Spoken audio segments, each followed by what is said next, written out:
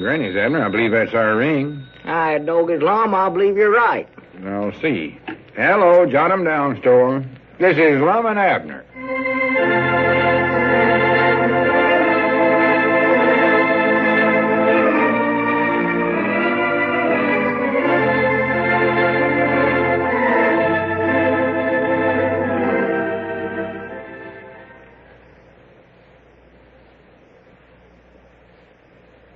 Now, let's see what's going on down at Pine Ridge.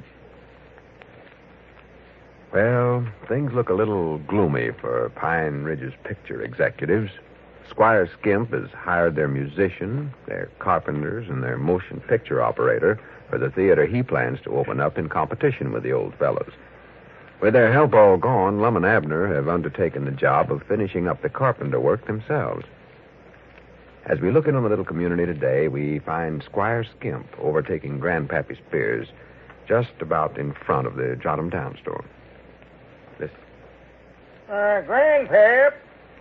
Just a minute, Grandpap. I want to see you for a minute. Honey, Squire. Yes, how are you today, Grandpap? Oh, just fine. Say, Squire, I ordered some new rolls of music from a player piano. Yes, well, that's fine, Grandpap, but... I got a list of the ones I ordered. Just a minute, I'll read them over for you. Quick as I find the list here. Well, never mind looking it up, Grandpap. Now, what I wanted to see you about... I can't find the pigeon-toed list now, but they're all good. Yes, bound to be. Yeah, they'll be good with just about any pictures you run in your picture show there. I know they will. Yes, but, Grandpap, I've been doing some thinking about you and your musical ability. Well? And I've reached the conclusion that I'm underpaying you. How's that again now, Squire? I say I'm afraid that I'm underpaying you. Well, I will admit it takes a heap of talents to play one of them player pianos and do it right. Oh, yes.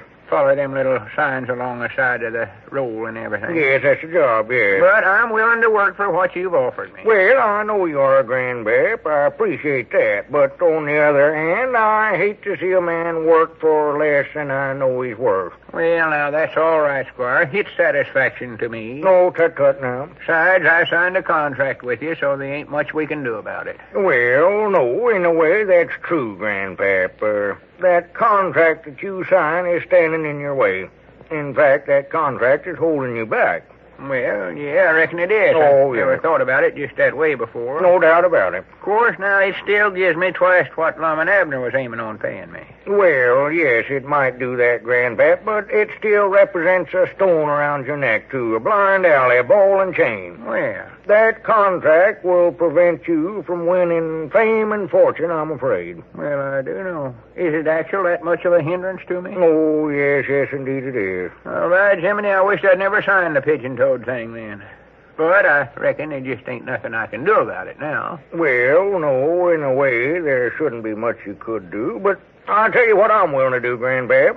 In the interest of your future musical career, I'm willing to tear up that contract. Tear it up? Yes, tear it up. Would you sure enough do that, Squire? Why, yes, indeed. And to show you that I'm a man of my word, I'll do it right here now, right before your very eyes. I've got that contract right here in my pocket there someplace. Let's see. That's a letter from J.P. Morgan there. One from Roosevelt. Yes, here it is, right here. Now, just watch this right there. Jiminy, you're right, all right, Squire. Yes, sir. Well, there you are. All right. Right there now, Grandpap. That's mighty nice of you. You're a free man. You're no longer bound by any contract. Well, good for me. You're free to bargain now in any way that you please. Get what your talent is actually worth. Well, fine. All right. Go ahead, Squire. How much do you want to offer me? What was that, Grandpap? Now, don't make it too much, Squire. I don't want to get into them high brackets. Not right now with taxes what they are. Oh. Go ahead, make your offer. Well, Grandpap, I've been thinking this thing over. I've given a lot of thought to it. And I'm afraid that I couldn't afford to pay you what you're worth in my business, as small as it's going to be. No, I don't reckon so. Nobody could pay me what I'm worth, but go ahead. I'm willing to take a cut. Make an offer anyways. If it's too high, I'll tell you. Well, I'm afraid I'm just not in a position to offer you anything, Grandpap. Why don't you try Lum and Abner now? They need a piano player very badly. Well, wait a minute, Squire. I don't believe I'm following this. Well, you see, Grandpap, I find that all the music I'll need in my theater comes right along with the films that I buy now. That way, why, I won't need any piano music at all, you know. Well, just a second here. You mean you ain't hired me at all, no ways? Well, yes, in a way, it does sort of add up to that, yes. All right, Jiminy, let's go back to that contract, and I'll work for the $6 a week you offered, even if I am underpaid. Well, the only trouble is, Grandpap, you see, that contract, it doesn't exist anymore. You and I just tore it up, you know. Well, I'll be a monkey's pigeon-toed uncle. Well, how about $5 a week, then? Well, I'm sorry, Grandpap. I tell you, maybe we can get together on a deal sometime in the future. Yes, I'll see you later. All right, Jimmy, come back here, Squire. How about $4? How about $2? 75 cents. 50 cents. For the Hey, Squire. sakes, Grandpap, what are you doing standing out here hollering at the top of your voice that way? Howdy, Abner. Jiminy, I believe you're just the feller I want to see. Well, I don't want to see you. Now, go on now, move along. I don't want you standing in front of our store. Well, wait a minute now. This is public properties out here. Not where your left foot's at, it ain't. We own the ground plumb out to there. Go on now. Move your left foot. Get it off on our property. Now, Abner, don't be so hard Go on me. on. After all, me and you've been good friends for years and years. As far as I'm concerned, that friendship ended yesterday when you quit us and signed up with Squire Skimp. Go on. Well, that's what I wanted to talk to you about. I Abner. don't want to talk. I've been studying about that, and I've just about got myself to where I think I'll change my mind. Change your mind. Yes, sir. I just got to thinking that I wouldn't want to play the pioneer for that snake in the weed Squire Skimp, no matter how much money he wants to pay me. Doggies, now you're talking some sense, Grandpap. Come on inside here. Let's talk this thing over. Come on. Yeah, I it's a want good in idea, here. Abner. Yeah, let me get the door Right inside. Yeah. Lum ain't here right now, but I know he wants to get you back, so I believe it'll be all right for me to go ahead and make a deal with you. Oh, sure did. You're a partner just as much as he is. Why, of course I am, sure. Sit down there, Grandpap. Take the good chair. Take the rocker there if we're going to make a deal. Thank yeah. you, Abner. That's awful thoughty of It's you. all right. All is like for a feller to be comfort when I'm dealing with Yeah, him. whereabouts is Lum at? Oh, he's over at the warehouse working on it. See, we got to finish remodeling that building ourselves, 'cause Squire Skimp hired all the carpenters right out from under us. We ain't got nobody to work for us, nobody we can get. Yeah, I know that.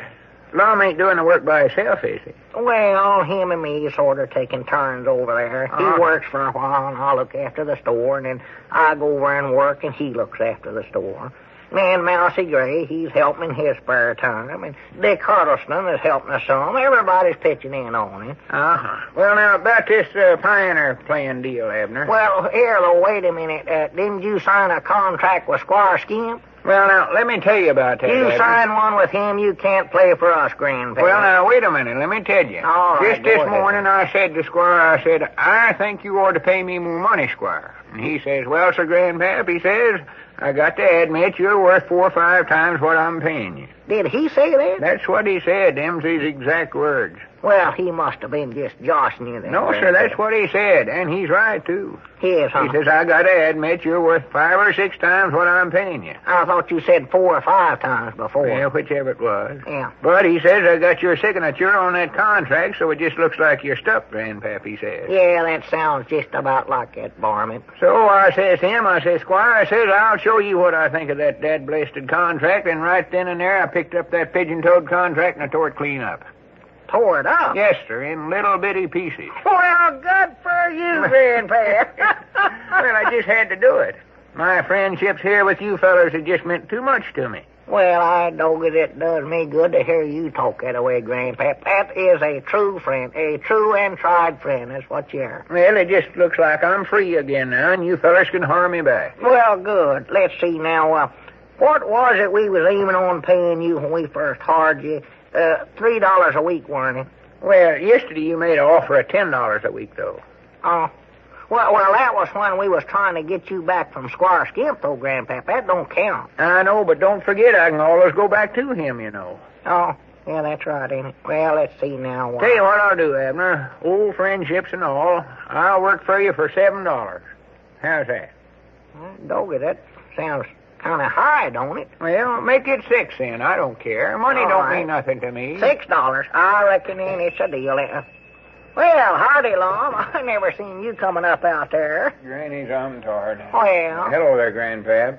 Yeah, howdy, Lum. I got some good news for us, Lum. Well, good. I can stand a little of that nowadays. Let me sit down here. Yeah, sure. War to a frazzle. Yeah, sit down and rest.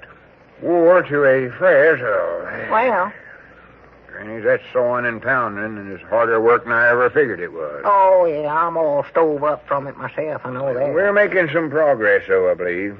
You'll be surprised to death to see how much we got done when you go over there, Abner. I'm anxious to see it.